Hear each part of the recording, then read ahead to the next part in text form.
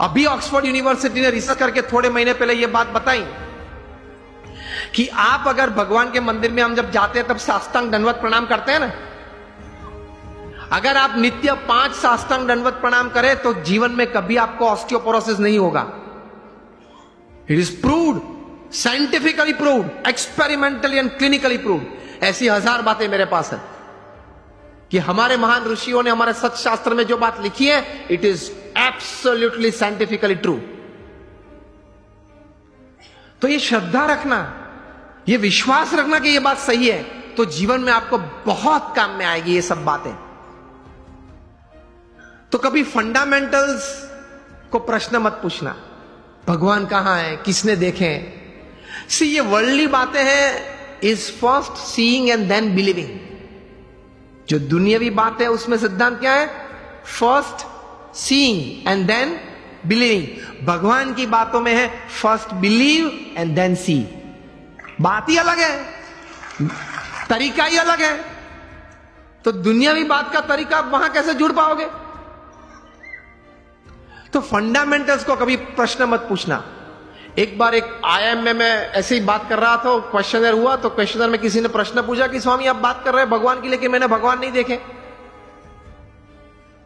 और पहले मुझे आप ये बताइए कि ये ग्रंथ किसने लिखा, कब लिखा, श्रीमद् भागवत कब लिखा, किसने लिखा, कैसे लिखा, क्या प्रसंग था, ये बातें कैसे सही थी। मैंने बोला आप मुझसे उत्तर चाहते हैं? तो उन्होंने बोला हां। मैंने बोला उत्तर के पहले मैं आपको एक प्रश्न पूछना चाहता हूं। आप क्रिकेट खेले हो? आप में से किसी को पता है कि ये 3 स्टंप किसने नक्की किए? मैं भी क्रिकेट खेला हूं। हमने किसी ने ग्राउंड पे जाके प्रश्न नहीं पूछा। आप सब बुद्धिशाली हो, इंटेलिजेंट हो, पढ़े लिखे हो, लेकिन एक भी व्यक्ति मेरे सामने अभी उंगली ऊंची करके बताए कि मैंने एक बार क्रिकेट के ग्राउंड पे जाके अंपायर को या मेरे कैप्टन को या अपोजिशन टीम को पूछा था कि ये 3 स्टंप तैर किसने किए, उसको नक्की करने की अथॉरिटी किसने दी, उसने 3 नक्की किए तो वो एक्सेप्टेंस करने वाली कमिटी कौन थी, उसका नाम आप मुझे दे, उसके बाद मैं क्रिकेट खेलूंगा। चलो उस वक्त बुद्धि नहीं थी, अभी तो है ना, मैंने बताई आपको। अभी कल जाकर पूछना। आप मैच चालू होने से पहले आप ओपनिंग बैट्समैन के रूप में बैट लेके अंदर गए और पूछो पहले मुझे ये 3 स्टंप का इतिहास बताएं, ये 22 यार्ड की पीछे उसका इतिहास बताएं, ये बाउंड्री लाइन का इतिहास बताएं, फिर अगर मुझे उसमें कॉन्फिडेंस आया तो ही मैं क्रिकेट खेलूंगा। तो बाकी के खिलाड़ी क्या बोलेंगे? अलग अलग उत्तर आते हैं।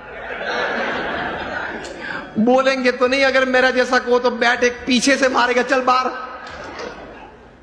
व्हाट आई मीन टू से, ये सिद्धांत याद रखना, अगर जीवन में कोई भी क्षेत्र में काम करना हो या आनंद लेना हो, सिद्धांत फंडामेंटल्स को कभी प्रश्न मत पूछना, पद्धति को प्रश्न पूछना, सिद्धांत को मत पूछना, सिद्धांत स्वीकार लेना। उसी तरह भगवान का आनंद, भगवान की शक्ति का आनंद और भगवान के कर्तव्य जीवन में अगर महसूस करना है तो उनके अस्तित्व के बारे में कभी प्रश्न पूछना नहीं पूछना, स्वीकार लेना, चलते रहना आगे आगे आगे, आपको सब कुछ दिखेगा। In short, on a fine summer evening when it is quite hot and you go out for an ice cream with your family, जब आप आइसक्रीम लेते हो, रिटेल काउंटर पे आपको आइसक्रीम दिया, तब आइसक्रीम वाले को ये नहीं पूछते आपके कौन सी गाय की कैसे दूध में से ये आइसक्रीम बनाया, पूछते हो